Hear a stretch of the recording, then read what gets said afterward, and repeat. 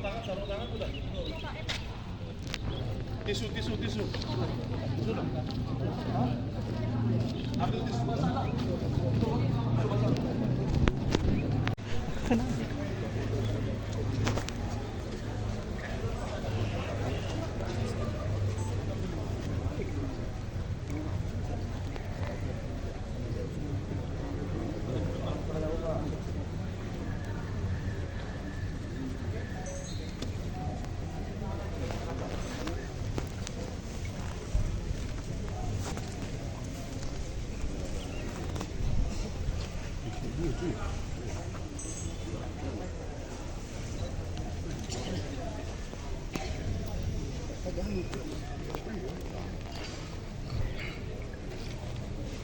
Selamat siang rekan-rekan wartawan sekalian. Assalamualaikum warahmatullahi wabarakatuh. Mohon maaf agak lama menunggu karena persiapan. Pada siang hari ini saya didampingi Pangdam 1 Bukit Barisan akan merilis perkara kebakaran yang terjadi di Jalan Nibung Surbakti. Nabung Surbakti ya, Jalan Nabung Surbakti Tanah Karo yang terjadi pada tanggal 27 di sini Juli pukul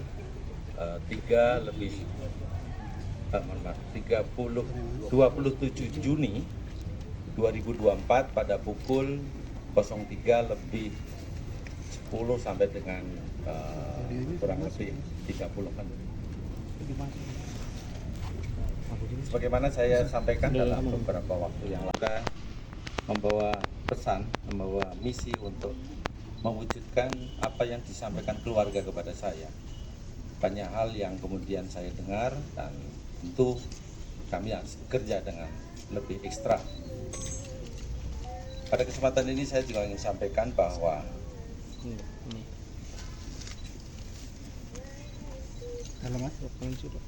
saya ingin sampaikan bahwa Polda Sumatera Utara menekankan bagaimana penyidikan kita itu berbasis pada scientific crime investigasi.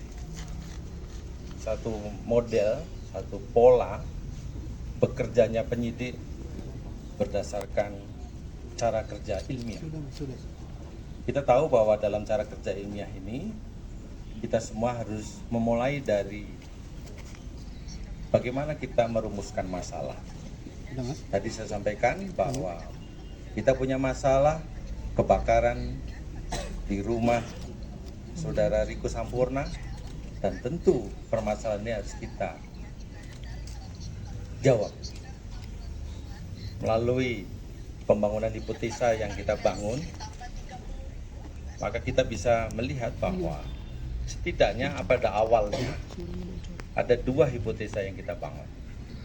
Apakah ini adalah kejahatan atau ini bukan kejahatan? Sudah dibuka, Mas. Karena satu hal kebakaran bisa terjadi karena banyak faktor, korsleting atau karena lilin dan sebagainya yang kemudian menimbulkan kebakaran. Hipotesa yang tadi pertama kita tentukan bahwa apakah ini suatu kejahatan, maka kemudian kita merumuskan satu hal yang kemudian kita ingin jawab dari tadi hipotesa, berangkat dari hipotesa tersebut.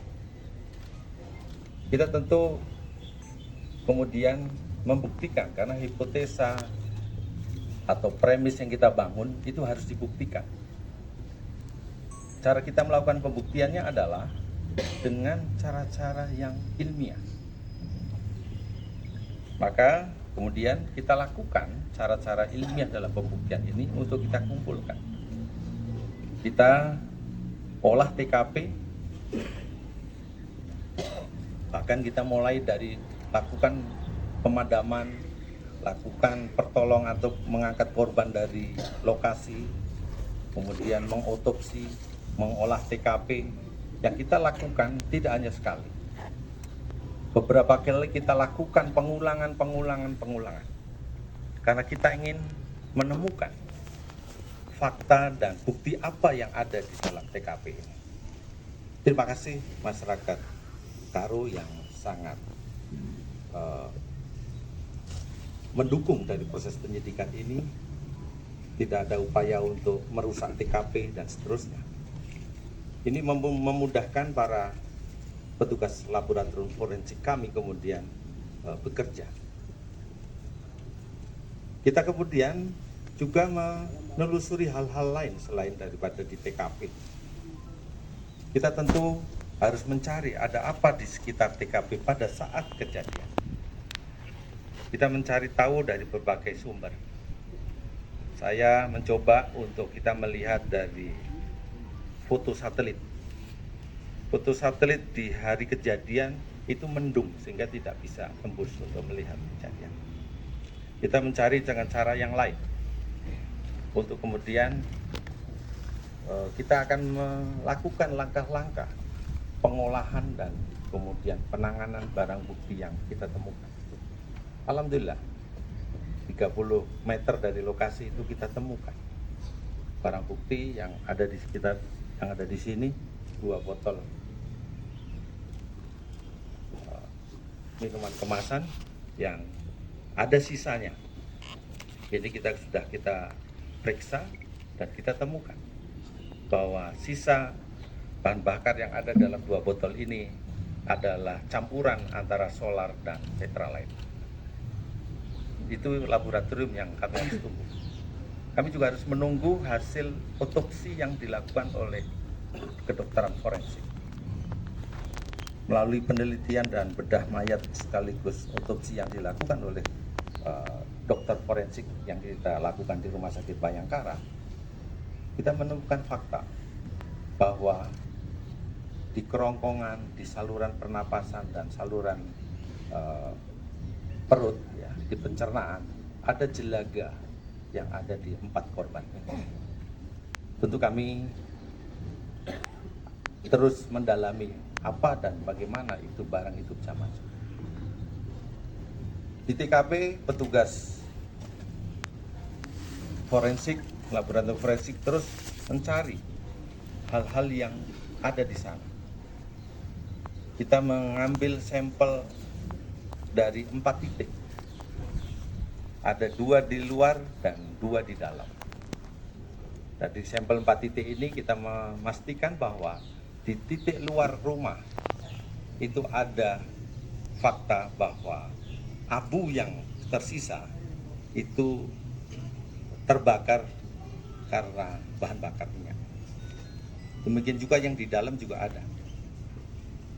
Itu yang kemudian kita rumuskan dalam pemeriksaan forensik yang dilakukan oleh laboratorium.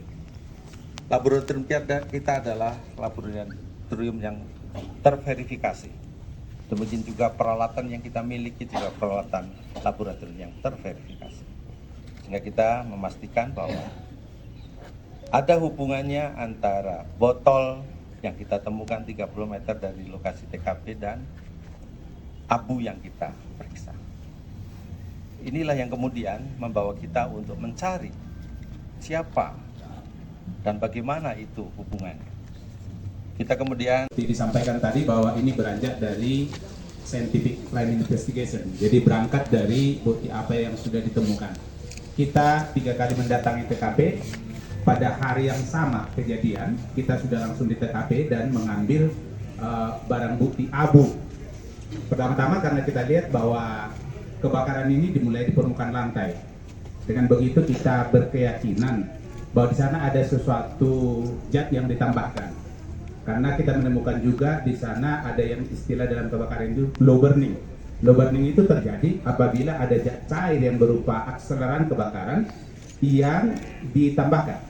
Nah, oleh karena itu kita mengambil di bagian luar dekat pintu depan dan juga di kanan dari rumah itu, hasil pemeriksaan kita di lab itu diperoleh kandungan BBM hidrokarbon jenis campurannya seperti disampaikan tadi gasolin dan diesel atau solar.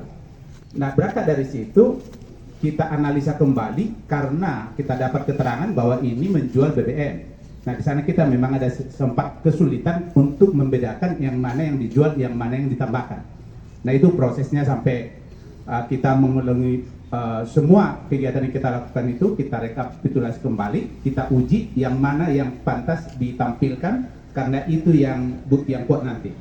Karena ketika ditambahkan di sana zat yang tidak seharusnya, berarti itu menjadi indikator kuat bahwa ada seseorang yang mengupayakan kejadiannya. Jadi tentang yang disampaikan tadi barang bukti arang seperti ini, kita beranjak di TKP itu melihat perambatan apinya, di mana dalam teori kebakaran itu apabila serba sama bahan bakar itu maka nanti di tempat yang paling rusak.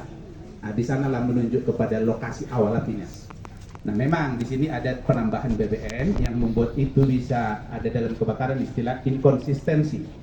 Jadi terkadang bukan di awal kejadian itu paling rusak, tetapi di mana bahan bakar lebih banyak. Nah, itu yang terjadi di sini, sehingga kita betul-betul beranjak seperti yang disampaikan Bapak Kapolda tadi, bahwa kita menunjukkan bukti apa yang sudah kita dapat, sampai kemudian kita berani menyimpulkan kepada penyidik bahwa ini indikator kuat adalah upaya seseorang untuk melakukan pembakaran. Kira-kira begitu? Begitu Bapak Kapolda. Terima kasih. Ini dari Laboratorium Forensik Kebakaran. Penjelasannya, mohon Pak Isbu bisa menjelaskan terkait dengan kondisi korban. Terima kasih. Bapak Kapolda. Baik, terima kasih. Saya ingin menyampaikan bahwa kami menerima 4 korban jenazah di Rumah Sakit Bayangkara dengan ciri-ciri yang dijumpai mengalami luka bakar yang saya sebut dengan luka bakar grade 6. Ya, di mana 4 jenazah itu diantar oleh Polres Tanah Karo. Nah, dari ciri-ciri keempat korban tadi, kita menjumpai bahwasanya keempat korban tadi dalam keadaan masih hidup. Seperti yang Bapak Kapolda katakan tadi, bahwasanya kita menjumpai adanya jelaga pada saluran napas sampai ke lambung korban. Ini menyatakan bahwasanya korban keempatnya dalam keadaan hidup pada saat terjadi kebakaran. Mungkin itu aja. Grade 6, kami jumpai jenazah sudah mengalami kerusakan, di mana bagian dalam tubuh sudah lengket dengan jaringannya. Kemudian kita jumpai pada daerah kepala sudah mengalami istilahnya meletus, ya, meletus keluar, di mana tulang-tulang pun sudah mengalami patah, sehingga ini luka bakar cukup maksimal. Grade 6 ini adalah sudah mengalami hangus pada seluruh tubuhnya, organnya luka bakar sempurna, boleh dikatakan luka bakar sempurna, ya, di mana organ dalamnya sudah mulai keluar, ya, robek pada daerah dada dan perut. Siap. Ya, terima kasih. Ini disebutkan level 6 adalah level yang terakhir di mana korban sudah mengalami hangus. Sedangkan level 1 itu adalah masih terbakar pada permukaan kulit. Ya, sedangkan level 2 kulit sampai ke jaringan di bawahnya. Level 3 ini sudah mulai kena ke jaringan otot. Kemudian level 4 dia sudah mengalami di bawah otot. Terkena pada permukaan tulang. Nah, pada grade 5 ini sudah sampai ke permukaan saraf dan pembuluh darah. Sedangkan grade 6 ini di mana tulang-tulangnya sudah mengalami pecah, patah, ya, sarafnya terbakar, pembuluh darah semua dalam keadaan terbakar, maka disebut sebagai grade 6, kondisinya sudah cukup hangus. Terima kasih Dokter Tismo. Rekan-rekan semuanya, ini tambahan sedikit kita semuanya. Para ahli akan nanti hadir di sidang untuk menyampaikan ini, sehingga penjelasan ahli adalah penjelasan untuk kepentingan persidangan nanti di pengadilan. Terima kasih.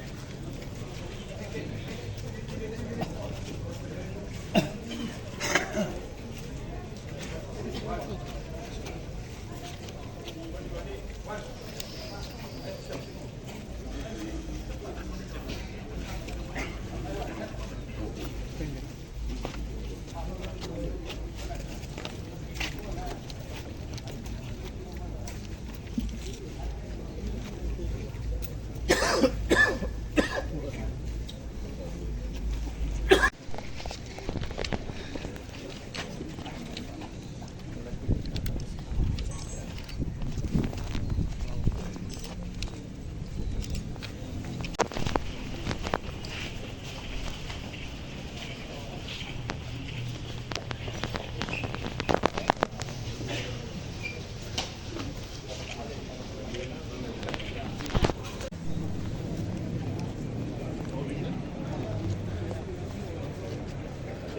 copet ya. Malah copet. Malah copet ya. Kayak sekali.